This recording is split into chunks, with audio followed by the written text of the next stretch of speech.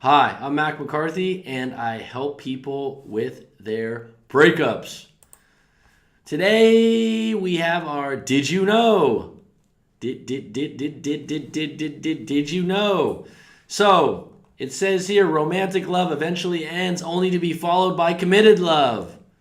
Wow, that's an intelligent, factual statement. Really? This is according to boredpanda.com. And the caption reads, couples at the very beginning of a romantic relationship will be very different a year later. It is estimated that romantic love, which is linked with euphoria, dependence, sweaty palms, butterflies, and alike, only lasts about a year. I would call that the honeymoon phase, maybe? Yeah, sure. Stuff is really nice that first year, usually, right? After that first year begins the so-called committed love stage. The transition is linked with elevated neurotrophin or trophin protein levels in newly formed couples. I don't know what that means, but basically you're saying after a year, shit goes downhill. So, is that true or not true? I always thought maybe 2 years is when it really starts to change. In year 3, year 4, it gets really stale. And that's what a lot of the letters usually tell me in their stories. So, this letter today is titled, She Got New Friends, a New Job, and a Love for Red Wine. Well, what did that? Well, that was a recipe for disaster, right? Hello, Coach McCarthy. Call me Coach Mac if you like, or Coach McCarthy. I don't care. Thanks for all your shared stories. I think it's helpful to know that so many other people go through breakups too. Well, that's my hope.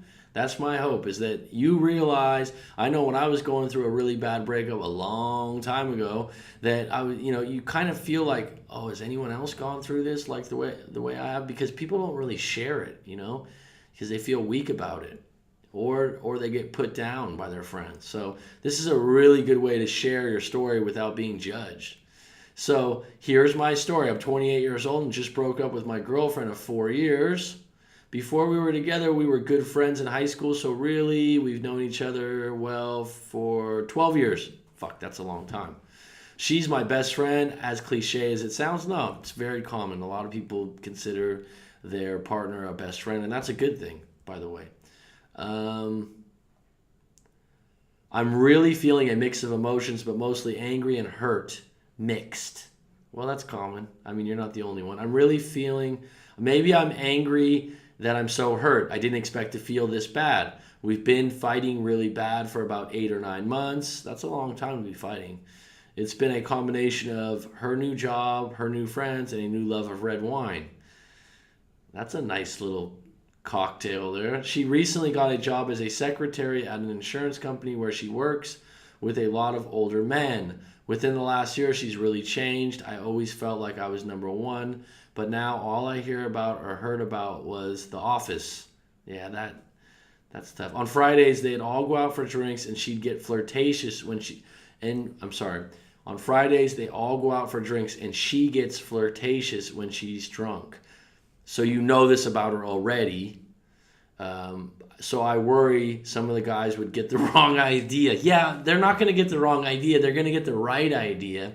And most men, they look at it like she's into them, right? I mean, you meet women like this in all walks of life that are more flirtatious and outgoing, and when they have a few drinks, they want to hook up. Doesn't mean they're bad. Doesn't mean they're a hoe. It doesn't mean anything like that. That's just their style. They're just, and guys will recognize that, especially if they're both drinking. Sure.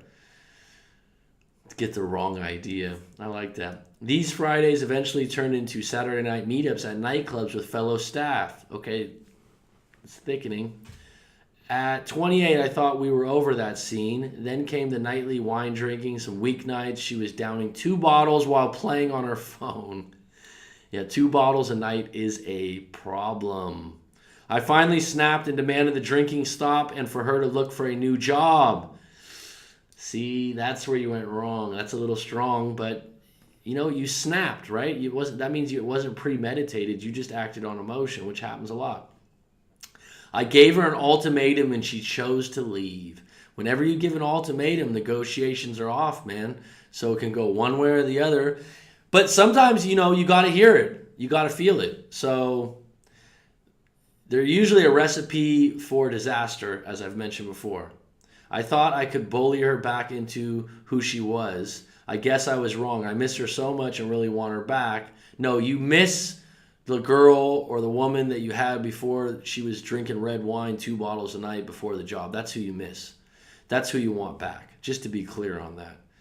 And she's probably not coming back anytime soon. So just realize that. This is a common theme. What should I do to get her back, and how should I handle this for a better outcome? Okay, number 1, if you really want her back, go about your life, cut off all contact, and let her decide if she wants to make some changes in her life, like cutting back on drinking. I don't know if you can control where she works or who she socializes with, but the fact that she's drinking 2 bottles of wine a night should be cut back. She needs to make that decision on her own, not for you. So if you want her back, I'm thinking you want her back in a certain condition, not the same person that you snapped on. Correct me if I'm wrong. Tell me I'm wrong on this, right? Read your own words, please. So how do you handle this how could you handle this for a better outcome? I don't know. If you would have snapped, you probably would have continued to go back and forth and fight, and it had to come to this. She was at the door waiting for you to open it. Once you give an ultimatum, they can kind of tell you where they're headed, right? And no one as an adult likes to be told what to do. It's just human nature. So once you put that on someone, it really is pushing them out the door and leading them into that. So if you really want her back, focus on getting yourself in a good place and just let her go. As fucked up and hard as that sounds, let her go. And if she really loves you and wants you back and knows what you want from her and can realize that she's making some mistakes in her life, or she wants to change for the betterment of your relationship, she'll come back to you, she'll call you. And if she doesn't, then you're moving on. You're moving in the right direction, and that's better for you. And it could take 2 months or 3 months of her calling you. And if she doesn't, then the relationship is over. She was already out, man. And that's how you have to look at it. So the best way to get over her and the best way to get her back are the same direction. You cut off contact. You're going to read about this in any website about breaking up and getting your ex back. You're going to read how to text them and do all this little crafty shit. Go on Facebook and don't do any of that. Just cut off contact. Take care of yourself. If you're hurting and you're worried about her, that's okay. But the number one thing is that you need her to realize that you gave an ultimatum and you're done. You're done, and you have higher expectations of a relationship you're going to be in. And that's the only way you can prove it. And your value is going to go up to her by just her not being around you, and she might come back. If she doesn't, you're already 2 or 3 steps in the right direction of getting closer and closer to getting over her, which will take some time. So either way, that's the first step. Now, if you want to do some 1-hour live coaching and get a little further into this and meet up weekly, it might help you out. That way, when you're having an urge to call her or break down, you have someone to talk to. If it's not me, then, designate a really good friend or family member that has some compassion, is going to be honest with you, that isn't going to, oh yeah, she's this, she's that, maybe you should do that, or they've had a bad relationship in their past, so they're going to sway you in one direction. Those aren't the people you want to lean on. And when you lean on someone, lean on one person. Otherwise, you're going to go in like 15 different directions, and you're not going to know what the hell to do. And one of your buddies one day will go, oh, just call her. Just call her up and tell her how you're feeling. Don't do that. Don't do that, because you gave her an ultimatum. You were unhappy with her behavior and the relationship. You need to stick to your guns right now, because you don't find that acceptable in a relationship. You don't want to go backwards on this. You want to stay where you're at and let her make a decision if she wants to come back. And then when she makes that decision, if it's a month or 2 months down the road, you might already be dating someone else or feeling like, you know what, this was right to get out of this. I mean, I don't know how long you guys been out of the relationship from this letter, how long ago you broke up, but it'll get better and better. Okay? Hope that helps. Stay strong, dude. All right? Good luck.